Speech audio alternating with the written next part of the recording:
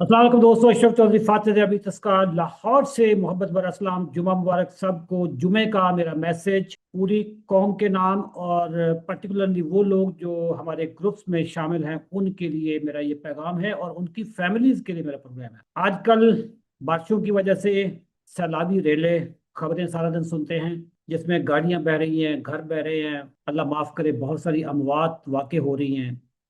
क्या ये सैलाब अचानक आ गया था? बिल्कुल भी नहीं। सैलाब वाला पानी पहाड़ों से जब शुरू हो रहा है, आपके पास अर्ली वार्निंग सिस्टम उस वक्त बता देता है कि इस पानी की जो मोमेंटम होगा, ये सक्खर तक पहुंचते हुए या जेहलम तक पहुंचते हुए या मियां वाली तक पहुंचते हुए ये इसका मोमेंटम क्या बन चुका होगा। हफ्तों पहले पानी चलता है और उसके बाद जाकर किसी जगह पे आकर ये स्लाब क्रिएट करता है। बिल्कुल इसी तरीके से हमारी बॉडी में शुगर का जो सैलाब आता है, उसका जो सैलाबी रेला होता है, वो 10 साल 15 साल पहले स्टार्ट होता है। सैलाबी रेले की जो पहली शेप है, पहली शक्ल है, उसको कहते हैं इंसुलिन रेजिस्टेंस। आपकी बॉडी में ग्लूकोज की मिकदार बढ़ती है, जिसकी वजह से इंसुलिन की मिकदार भी बढ़ती है, क्योंकि ग्लूकोज को टिकाने लगाने के लिए इंसुलिन चाहिए होती है। जैसे जैसे इंसुलिन की मिकदार बढ़ती जाती है, आपके सेल्स, आपकी बॉडी जवाब देना शुरू कर देती है, उसकी मुजाहमत करना शुरू कर देती है। लेकिन अभी आपकी शुगर कंट्रोल है, क्योंकि इधर से इंसुलिन भी तो निकल रही है ना। फिर एक वक्त आता है कि आपकी शुगर बढ़ना शुरू हो जाती है। फास्टिंग आपकी 100 से नीचे होनी चाहिए, फास्टिंग आपकी 105 पे चली गई है, तो इसका मतलब यह है कि सैलाबी रेला अब मोमेंटम पकड़ने लगा है। क्योंकि इधर से इंसुलिन की मिकदार भी ज्यादा निकलती जा रही है, इधर से ग्लूकोज आ रहा है तो उसको पकड़ रही है, इंसुलिन उसको न्यूट्रलाइज कर रही है, लेकिन फिर भी ग्लूकोज बढ़ जाता है, जिसकी वजह से आपके खून में ग्लूकोज की मिकदार बढ़ना शुरू हो जाती है, जिसको हम कहते हैं प्री डायबिटीज। तो सफर स्टार्ट हुआ था इंसुलिन रेजिस्टेंस से, अब हम कहां पहुंच गए?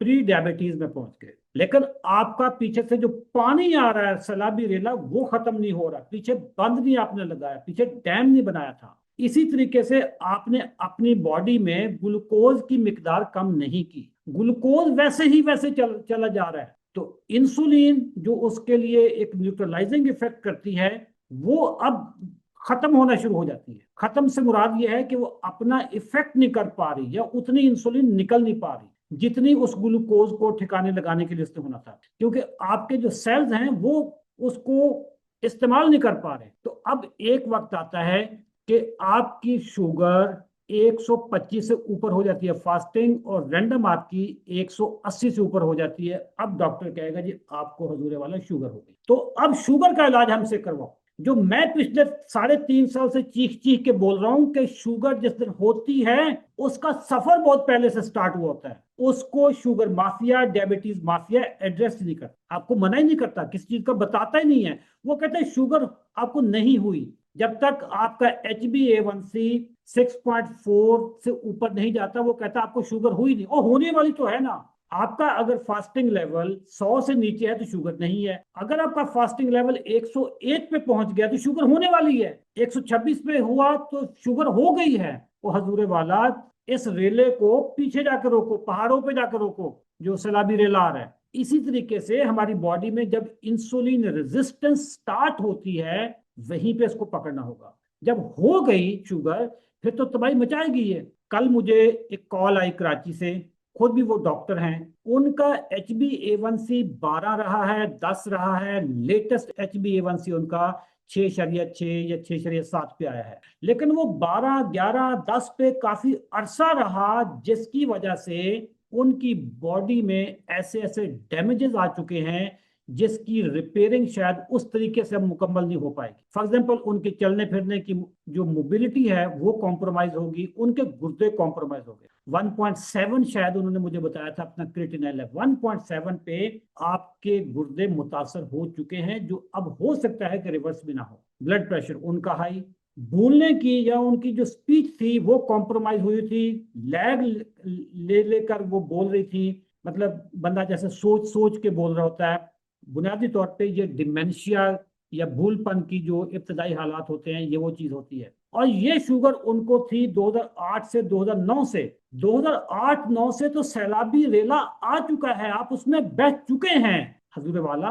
ये रेला तो पिछले 10 साल पहले स्टार्ट हुआ होगा। मैं पूरी पाकिस्तानी कौम से मैं अपील करूंगा कि अपने 2-4 टेस्ट आप अपने हर 6 महीने के बाद करवाएं। फास्टिंग शुगर 10 घंटे पे 8 घंटे पे अपनी ब्लड ग्लूकोज फास्टिंग अच्छी लैब से करवाएं। 90 होना चाहिए आपका ब्लड ग्लूकोज फास्टिंग, क्योंकि जब 100 होगी तो समझ लो आप करीब पहुंच गए हैं। 90 के करीब हो तो आप सेफ हैं, ऊपर जाना शुरू हो गया तो समझ ले कि अब आपका सफर शुरू हुआ हुआ। इसी तरीके से 8-10 घंटे की फास्टिंग पे ट्राइग्लिसराइड्स और एचडीएल का टेस्ट करवाएं। ट्राइग्लिसराइड को एचडीएल पे तकसीम करें, जवाब सेहतमंद लोगों का 1.5 से कम होना चाहिए। ट्राइग्लिसराइड को ऊपर रखेंगे, एचडीएल को नीचे रखेंगे, जवाब सेहतमंद लोगों का 1.5 से नीचे होना चाहिए, लेकिन 2 तक भी चल जाता है। तो आपको पता चल जाएगा कि आपका इंसुलिन रेजिस्टेंस किस लेवल पे है। जितना ज्यादा ये जवाब होगा उतना इंसुलिन रेजिस्टेंस आपका हाई होगा। अगर आपका वजन बढ़ना शुरू हुआ है तो आपको इंसुलिन रेजिस्टेंस स्टार्ट हो गई है। खवातीन को अगर पीसीओएस हो गए हैं तो इंसुलिन रेजिस्टेंस उनकी स्टार्ट हो गई है। पाँव जलने शुरू हो गए हैं तो इंसुलिन रेजिस्टेंस स्टार्ट हो गई है। बार बार भूख लग रही है तो इंसुलिन रेजिस्टेंस स्टार्ट हो गई है। खाने के बाद मीठे की क्रेविंग हो रही है, मीठा खाने का दिल कर रहा है, तो समझ लो कि इंसुलिन रेजिस्टेंस हो गई है। अगर आपकी ये कूहनियां काली होनी शुरू हो गई हैं यहाँ पे, तो समझ लो कि इंसुलिन रेजिस्टेंस स्टार्ट होनी शुरू हो गई है। अगर आपकी गर्दन यहां से काली हो रही है तो समझ लो कि इंसुलिन रेजिस्टेंस स्टार्ट हो गई है।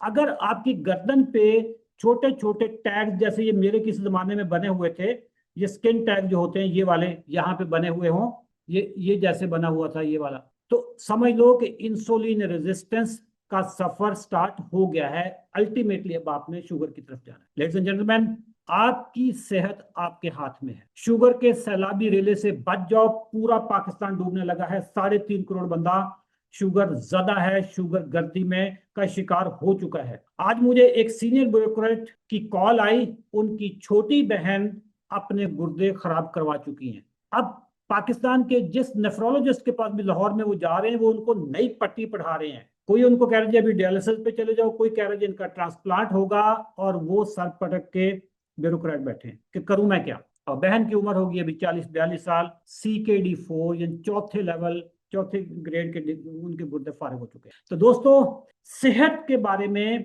संजीदा हो जाओ। सेहत होगी तो आगे बाकी कारोबारी जिंदगी चलेगा, अगर सेहत नहीं होगी तो फिर तबाही तबाही है।